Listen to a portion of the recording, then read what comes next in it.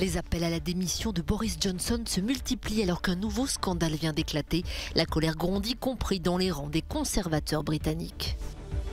Sur le front de la pandémie de Covid-19 en France, les députés adoptent le projet de loi transformant le pass sanitaire en pass vaccinal. Les Pays-Bas assouplissent les restrictions sanitaires. Christiane Taubira entre dans la course à l'Elysée avec un objectif de taille, rassembler la gauche française. La candidate espère organiser une primaire populaire. Les habitants des Tonga, réfugiés dans les hauteurs de l'île pour échapper au tsunami, une vague d'1,20 m provoquée par une éruption volcanique. Boris Johnson résistera-t-il à la pression? Le Premier ministre britannique dans une position de plus en plus intenable alors que la liste des scandales s'allonge. Dernière en date des apéritifs organisés chaque vendredi à Downing Street, même en plein confinement. La colère gronde, y compris dans les rangs des conservateurs. Le dirigeant est confronté à sa pire crise depuis son arrivée au pouvoir. Les appels à la démission se multiplient. Nous sommes face à une situation où nous avons un Premier ministre qui a perdu l'autorité morale pour diriger. Et juste au moment où nous avons besoin d'un gouvernement qui a cette autorité pour diriger le pays, parce que nous sommes toujours en pleine pandémie, nous l'avons perdu avec ce Premier ministre. Une enquête est en cours sur les faits donnés à Downing Street en plein confinement. Ses conclusions, attendues au mieux la semaine prochaine, s'annoncent désormais déterminantes pour le destin politique de Boris Johnson.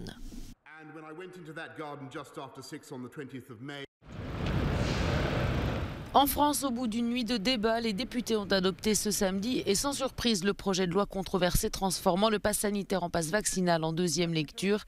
Les débats se poursuivent à présent au Sénat.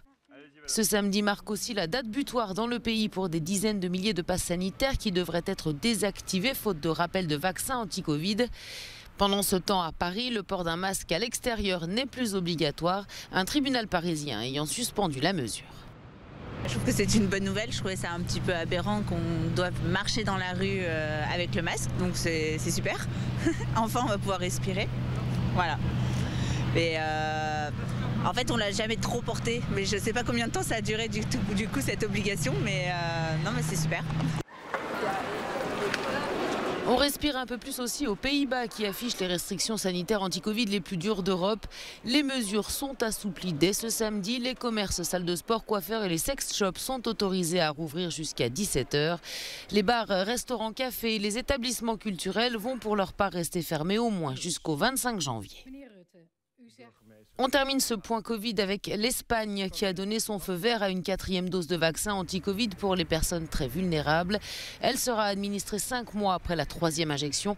Enfin, toutes les personnes de plus de 18 ans pourront désormais bénéficier d'une 3e dose de rappel.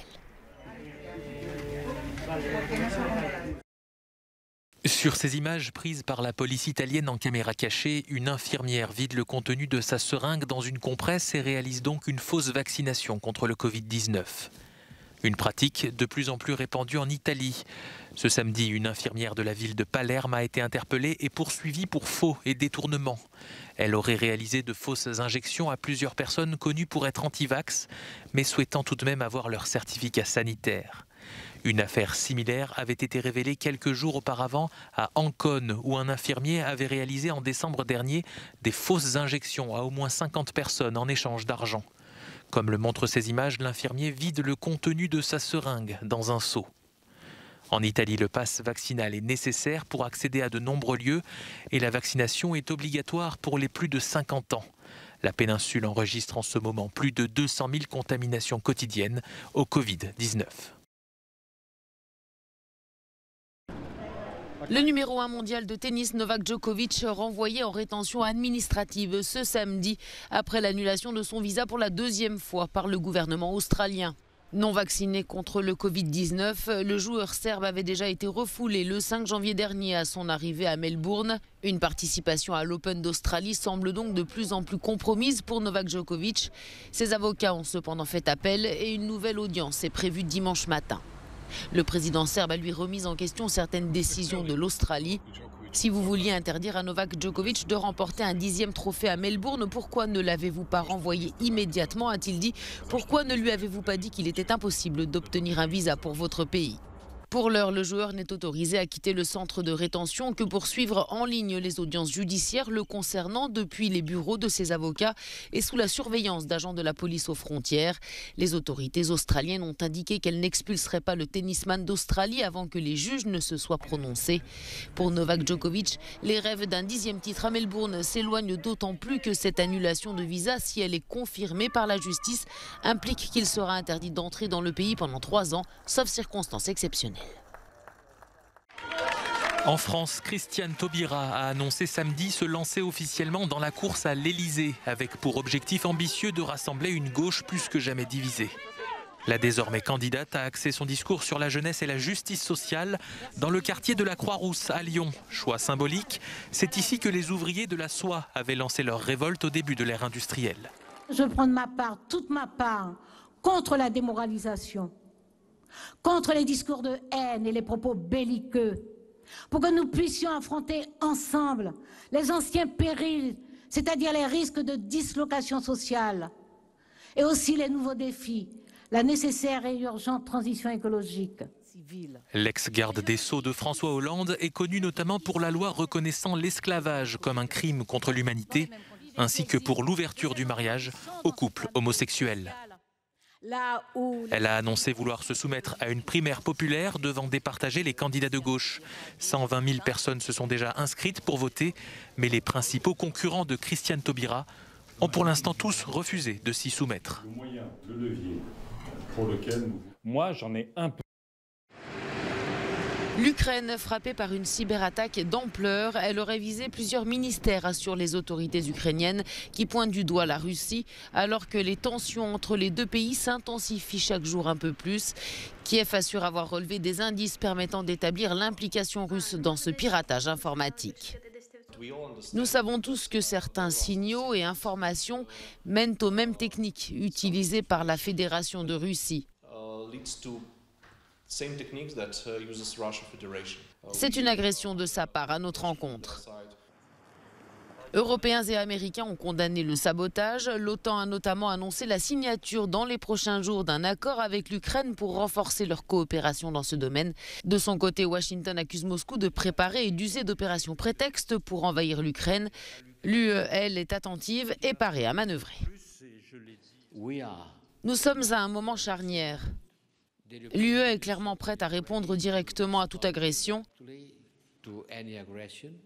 mais notre préférence va naturellement vers le dialogue et les négociations. Pour tenter de désamorcer la crise explosive avec la Russie, le président ukrainien a proposé une rencontre à 3 avec ses homologues américains et russes. Moscou dit ne pas voir l'intérêt de reprendre des discussions à court terme, diffusant en parallèle des images de manœuvres militaires se déroulant à une 50aine de kilomètres de la frontière ukrainienne. L'alerte tsunami à nouveau lancée au Tonga suite à une deuxième éruption sous-marine du volcan Unga Tonga Ha'apai, une explosion massive qui a entraîné un tsunami de 1,20 m observé à Nuku'alofa, la capitale du pays. L'éruption a duré 8 minutes et a été entendue jusque sur les îles Fidji. Les Fidji, comme les îles Samoa, Wallis et Futuna, la Nouvelle-Zélande et l'Australie, qui ont également été placées en alerte tsunami. Le volcan se trouve sur une des îles inhabitées des Tonga, à environ 65 km de la capitale. Toujours pas d'accalmie sur le front des incendies en Argentine. Plus d'une centaine de pompiers sont mobilisés pour combattre une trentaine de feux de forêt dans 9 provinces du pays. L'un des foyers situé dans un parc national près de la ville de Bariloche est actif depuis un mois et a déjà ravagé près de 6000 hectares. Pour l'heure, aucune évacuation n'est prévue. Le vent et les températures proches de 40 degrés compliquent la tâche des soldats du feu.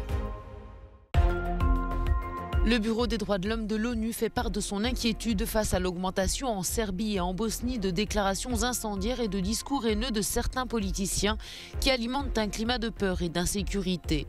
L'organisation onusienne dit craindre que ces agissements ne se multiplient en 2022, année où des élections doivent avoir lieu en Serbie et en Bosnie-Herzégovine.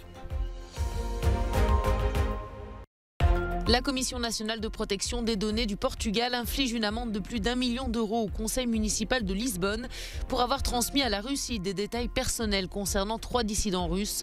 En janvier 2021, ils avaient manifesté dans la capitale portugaise devant leur ambassade pour demander la libération de l'opposant Alexei Navalny.